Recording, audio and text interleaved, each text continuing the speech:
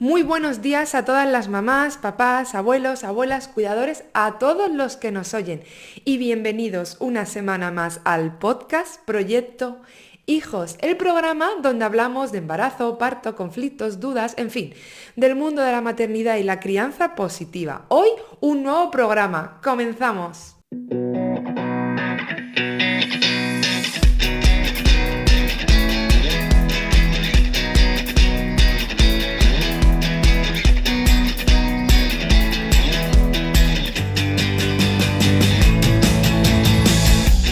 Recordad que en el blog viviendomontessori.com tenéis un montón de vídeos y artículos sobre maternidad, crianza positiva y método Montessori. También tenéis disponibles mis recursos gratuitos para descargar, como una guía con 17 estrategias para prevenir y afrontar las rabietas. Y también un video training donde os explico por qué el método Montessori es tan popular. Echadle un vistazo en viviendomontessori.com/gratis. Y en el programa de hoy vamos a hablar con Laura Estremera. Ella es mamá de un niño de 5 años, es maestra de audición y lenguaje, es técnico superior en educación infantil, especialista en psicomotricidad y en atención temprana. Está formada en Pikler, en cuidados respetuosos, autora de los libros Criando y Ser niños acompañados y actualmente estudia psicología. Buenos días, Laura, ¿qué tal estás? Buenos días, Almudena. Pues estamos, vamos, es un honor tenerte aquí, por lo cual muchísimas gracias por aceptar esta entrevista y estar aquí hoy con nosotros. Así es que, bienvenida. Te iba a Muchas gracias. preguntar, te iba a preguntar que, bueno, sé que eres defensora, ¿no? De amante de las pedagogías activas, como ya hemos comentado. ¿Cuáles sueles tú aplicar en casa o en las aulas? Pues al final lo que vamos estudiando y nos vamos formando, ¿no? Va dejando un pozo en nosotros que aunque no queramos ser muy fieles a una pedagogía, pues todo nos va marcando, ¿no? Por supuesto, mi punto ahora fuerte y principal, y más con lo que estoy haciendo ahora, con el pequeño proyecto que tengo de psicomotricidad vivenciada en Alcañiz, es, ¿no?, desde esa psicomotricidad vivenciada relacional, ¿no? Pero es cierto que mi inicio fue desde Montessori. Cuando nació mi peque, un poquito antes, yo las cosas que hacía en el aula veía que necesitaba un cambio y empecé a leer a Montessori y de ahí me llevo toda la parte del respeto a los niños y a las niñas, del ambiente preparado, de ese observar sin intervenir. Luego fui llegando a la pedagogía Pikler, que de hecho no tengo formación en ella, en esa parte de cuidados respetuosos. Y también me gusta mucho otra pedagogía, es Reggio Emilia, ¿vale? Toda esa parte de la pedagogía de la escucha, pedagogía de las relaciones, el aula, ¿no?, como un maestro más, el que todo es educativo, no solamente cuando estás haciendo una propuesta, sino todos los momentos. Los niños no los podemos parcelar, son una globalidad. Y da igual que estén comiendo, que estén en el baño o que estén, ¿no?, en esa propuesta. Entonces, todo lo que se hace con ellos, todo tiene esa parte y ese valor de educación, ¿no?, y de crecimiento para ellos. Sí, la mayoría empezamos todos leyendo Montessori y todo eso, ¿verdad? Es como que es más escuchado. Pero luego a raíz de ahí es como que ya te van viniendo más pedagogías, vas viendo más cosas, vas comparando, entonces, pues casi todos llegamos porque si por el mismo camino, Sí, ¿verdad? sí. Solemos llegar todos, la verdad. Bueno, pues como Además, hemos dicho, dime. nada, eso, que Montessori tiene una lectura muy asequible, ¿no? Y está escrito hace 100 años y sigue siendo actual, ¿no? Y apetece leerlo y está bien, ¿no? Sobre todo para ese enganche inicial me parece que es perfecto. Sí, exacto. Es que luego vas viendo que son cosas tan lógicas que vas tirando del hilo, vas tirando del hilo y al final pues te vas encontrando con muchísimas metodologías, pedagogías que parece que son súper nuevas y como hemos dicho pues tienen ciento y pico años y aún así es como que lo consideramos algo moderno, ¿no? Nos llama la atención. Como hemos dicho, está formada en Pikler. ¿Puedes explicarnos más o menos en qué consiste? Pues mira, Pikler era una pediatra húngara. Y en aquella época los pediatras, medir como nosotros que vamos a los centros de salud, a las revisiones cotidianas, lo que hacía esta pediatra, o se hacía allí en Hungría, era ir a las casas, ¿no? Y no solo le interesaban los niños y las niñas enfermos, ¿no?, ese control que se suele hacer en las revisiones, sino que se interesaba mucho por los niños y las niñas sanos. ¿Qué hacían? ¿Qué es lo que hacían en ese entorno natural si el adulto no intervenía? Y entonces les hablaba mucho a los papás de esas potencialidades que tenían los niños y las niñas, el no enseñarles cosas que pudieran hacer por sí mismos y que pudieran observar mucho, ¿no?, a las criaturas. En el año 45, fijaros que también estamos hablando, pues como cuando hablábamos de Montessori, ¿no?, de hace años. En el año 45 le proponen ser directora de un orfanato. En aquella época, con las guerras mundiales, en los orfanatos pues se padecían los niños y las niñas el síndrome de hospitalismo. Esto significaba que aunque médicamente estaban cuidados, aunque estaban, ¿no?, todo higiénico y demás, los niños y las niñas pues llegaban a morir en esas condiciones porque les faltaba lo más importante, ¿no?, el amor, el cariño, ese vínculo. Y ella lo que hace es cambiar ese sistema de su orfanato, que está en la calle Loxi, por eso muchos conocemos la pedagogía Pikler-Loxi, y conseguir que los niños y las niñas que crecen en su institución no padezcan ese síndrome de hospitalismo, o sea, que toda la parte afectiva y emocional sea adecuada ¿no?, y puedan tener luego de adultos una vida totalmente normal. ¿Cómo lo consigue? Pues crea una pedagogía que se asienta sobre dos pilares.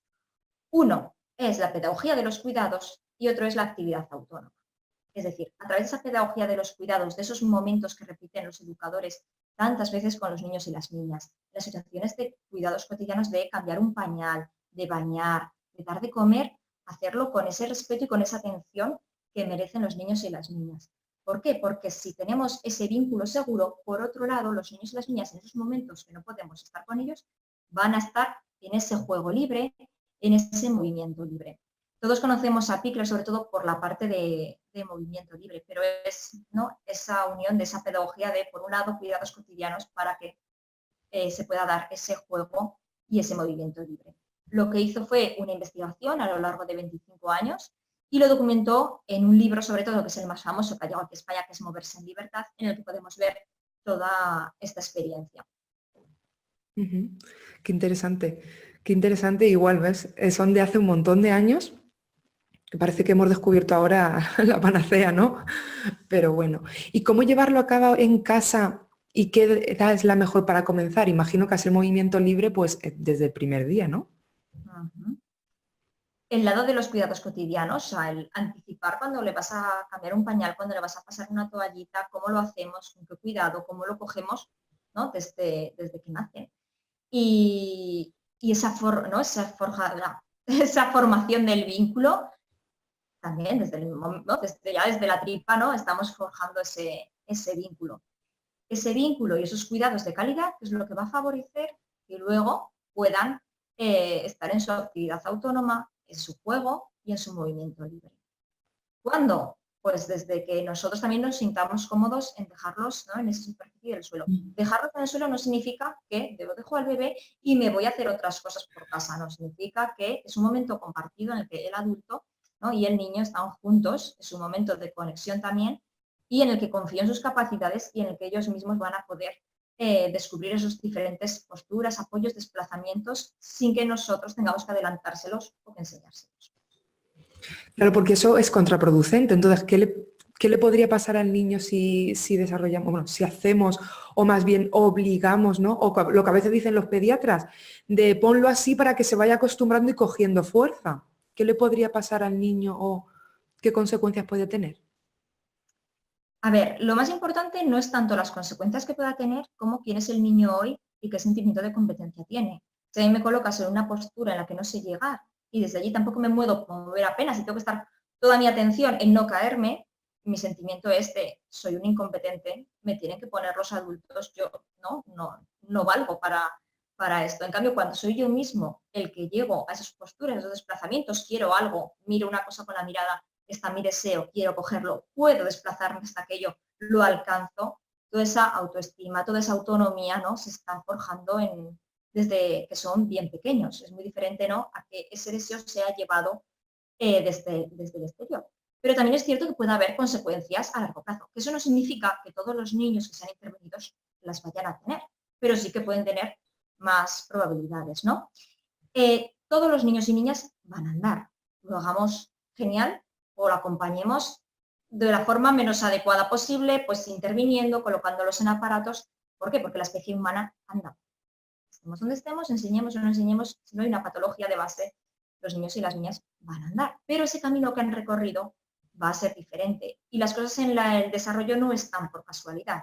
Es decir, si está el ser humano programado para que aparezca el reptado y después del reptado vayas, ¿no?, eliminando puntos de apoyo y te quedes en el gateo y después te puedas ir verticalizando, es por algo y va a tener repercusión, por supuesto, en el futuro, desde esa sensación del cuerpo, esa parte de autonomía y luego también puede haber relación con todos los aprendizajes escolares.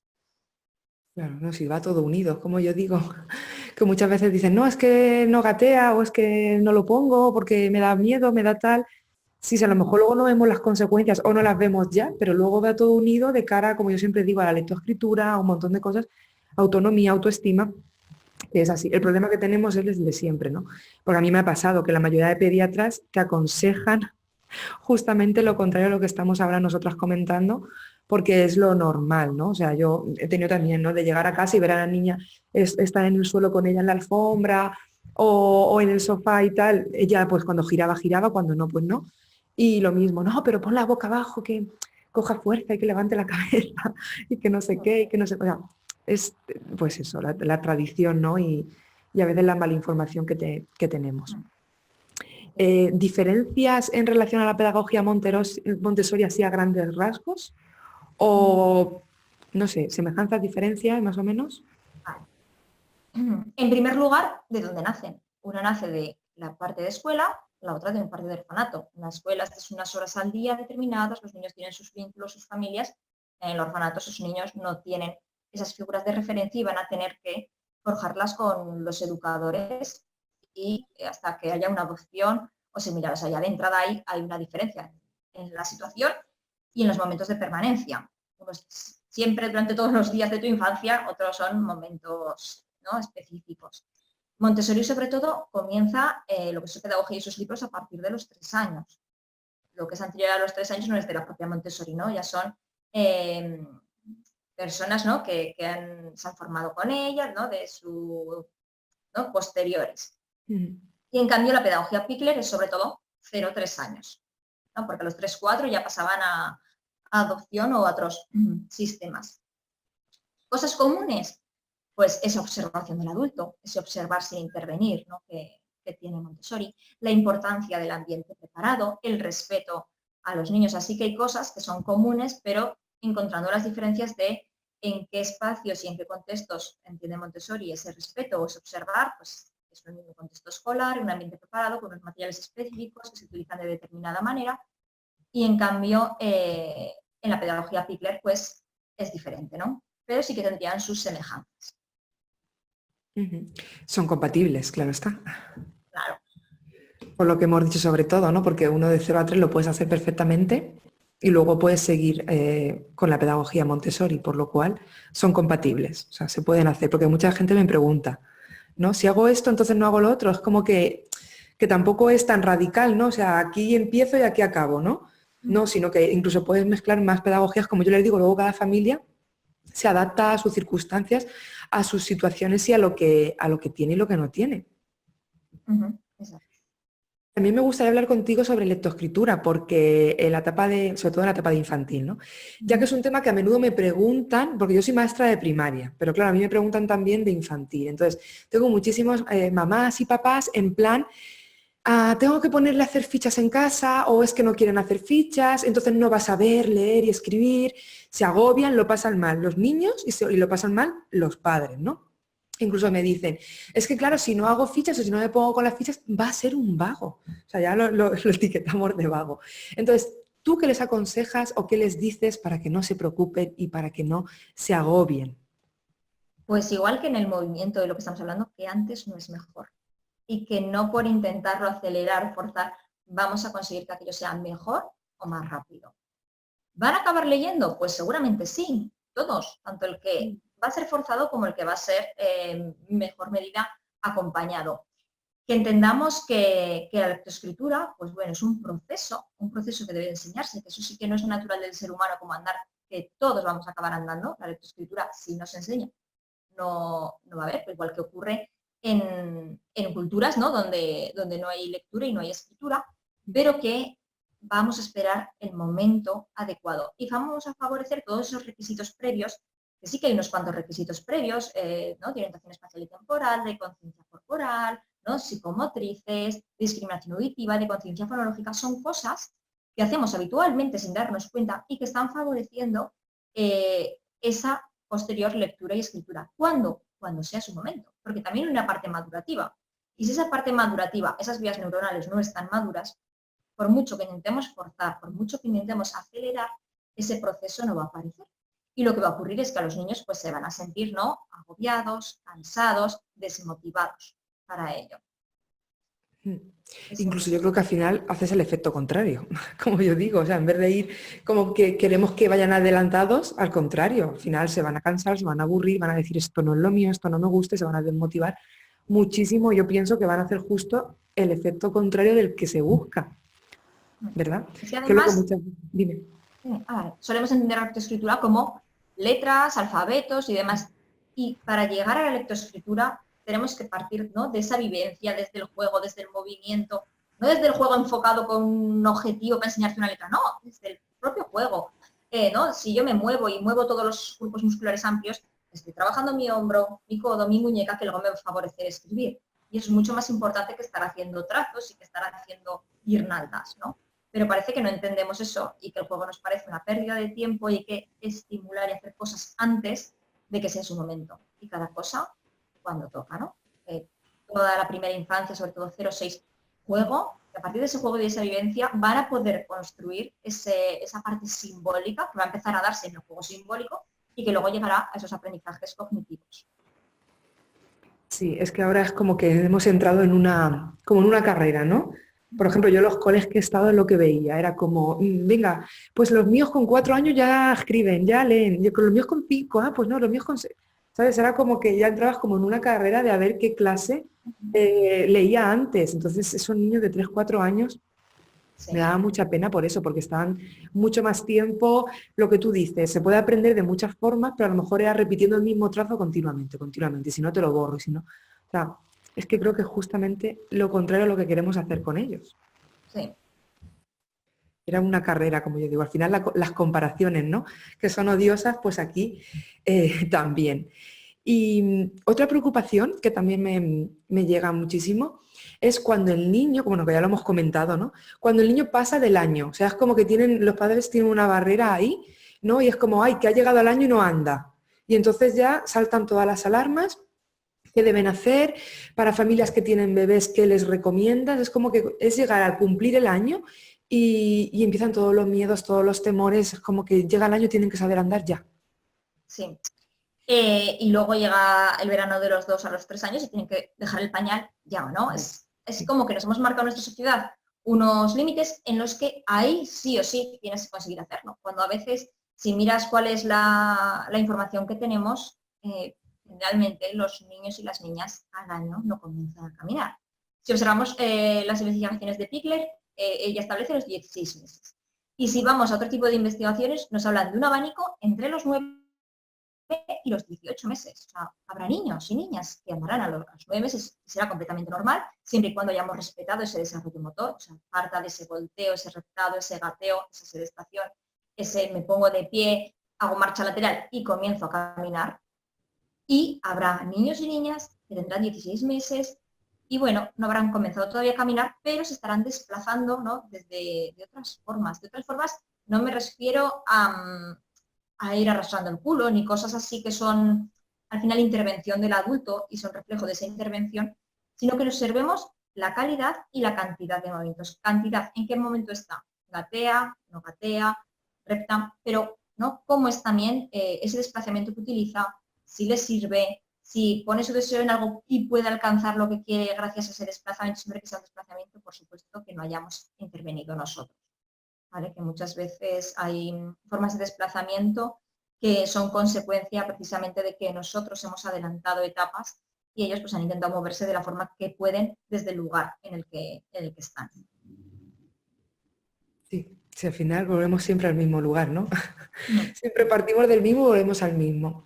Pues siempre me gusta también preguntar a todos los invitados algún truco secreto para compaginar casa, trabajo, niños, sobre todo porque es a lo que más agobia a los papás y a las mamás y siempre suelen preguntar el cómo lo haces, ¿no? Como para darle alguna receta mágica. Entonces, ¿qué hace Laura Estremera? ¿Un truco, algún secreto, algo para compaginar todo lo que llevas? Estudiar en el coche. Ha sido lo que he estado haciendo durante años y ahora he hecho en falta tantos viajes en coche, porque siempre llevaba las cosas para estudiar, los audios de una charla que iba a dar, todo metido, grabado, y yo mientras conducía iré escuchándome a mí misma, pero bueno, una forma de economizar el tiempo y más cuando vives en un entorno rural donde el coche no lo utilizas mucho para desplazarte, ¿no? Entre unos pueblos y otros. Entonces, para mí la parte de irme escuchando era muy importante. Bueno, ahora es mucho menos y de hecho lo he hecho en falta. Sí, eso creo que lo hemos hecho todos, ¿no? O sea, cuando te falta tiempo, como yo muchas veces he contado que, bueno, yo hice la oposición y tal, y era, estaba esperando en algún, no sé, en el banco, en la fila, donde sea, y sacaba los apuntes para leer en el coche, en el transporte público, incluso yo me grababa a mí misma los temas. Eso es algo súper de organización, es verdad, porque cuesta el grabarte, pero luego viene muy bien en esos momentos que estás ahí, en desplazamientos o en sitios que piensas, estoy perdiendo el tiempo, pues ahí es el momento justo.